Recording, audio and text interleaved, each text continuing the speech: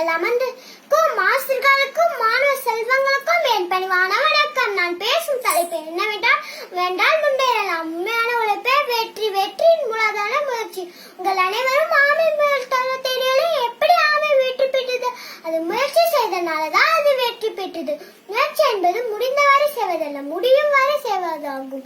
இளமையில் நீ வேலைக்காரனா இருந்தால் முதுமையில் நீ எஜமானனா இருக்கலாம். மனிதன் தன் சக்தியை 50% பயன்படுத்த இந்த உலகம் ஆற்றல் மிகுந்த இருக்கு என்கிறார் எமர்சன். இவர்கள் அனைவரும் எப்படி சொல்கிறார்கள்? விதை விதித்தன்றே பழம் சாப்பிட முடியாது. நாம் வாழ்க்கையை முயற்சித்தால் மட்டுமே முன்னேறலாம். சிகரத்தை தொட எளிமையான வழி இல்லை, சிகரத்தை தொட்டவர்களும் எளிமையான தொட்டதால் சரித்திரமில்லை. எனவே வாழ்க்கையை முயன்றால் மட்டுமே முன்னேறலாம்.